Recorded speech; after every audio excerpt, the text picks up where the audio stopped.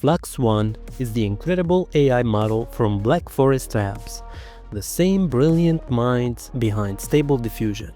And let me tell you, this model isn't just competitive with top-tier generators like Midjourney and DALL-E. It might actually surpass them in realism and detail. But what really makes Flux stand out? Two words: text rendering, human hands.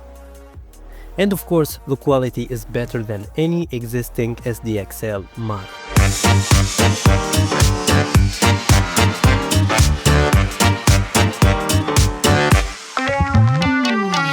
Hey, what's up? This is Jal from Jal's AI Show, and welcome back to another very exciting AI tutorial. In this video, I'll show you exactly how to run Flux on your computer using ComfyUI. Whether you're new to AI or have experience, by the end, you'll be generating stunning Flux images with ease. If you've never used ComfyUI before, you'll need to install it first. Don't worry, it's super simple. And I've already made a separate tutorial covering the installation process. Feel free to pause here, check that out, and come back once you're ready. All the links used in this video will be available in the description. So without any further ado, let's get started. Now let's download the Flux model. There are two main versions available for local use: the dev version, higher quality, and the Schnell version, prioritizes speed over quality, works only with 4 steps.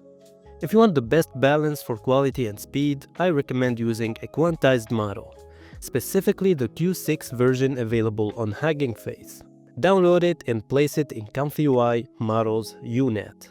Next, you'll need 2 different encoders, the Clip Large for sure and one of the T5XXL encoders. If you have more than 32 gigs of system RAM, go with FP16, else go with floating point 8. I'll choose this one. Save these under ComfyUI Models Clip. And finally, grab this VAE model and save it in ComfyUI Models VAE. For better organization of your models, I don't recommend renaming the files directly. Instead, you can create subfolders to keep everything structured. Now launch ComfyUI and import this workflow. Go to Model Manager and look for ComfyUI GGUF. Install them and update all to ensure you're running on the latest version. Before generating anything, double check that you've loaded the correct models. If you renamed your file or created subfolders, make sure it's selected here. And as you can see, we won't be using negative prompts at all. The model is designed to work without them. Now let's put Flux to the test. Let's start with anime style. The prompt is anime style illustration, World War II bomber pilot screaming inside her cockpit. Her blonde hair is tied back and sweat runs down her forehead. The cockpit has mechanical parts exposed due to the damage it has sustained. Bullet holes are visible in the middle and flak is exploding nearby. Outside of the cockpit is a stormy sky with the sun setting and casting a warm glow on the plane. Look at these results. Every single feature we covered delivered perfectly, all wrapped up in a stunning anime aesthetics.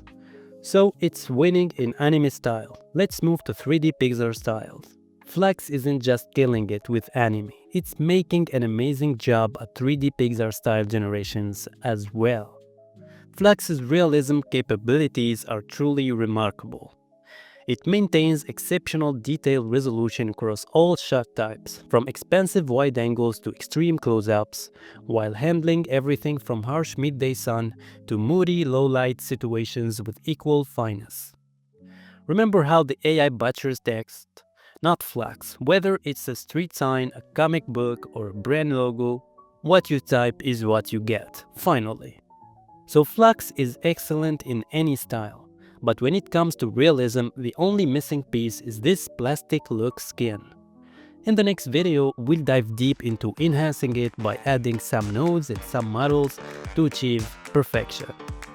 So that's it for today. If you have any questions, drop them in the comments below and don't forget to like, subscribe, and check out my Patreon to support the channel.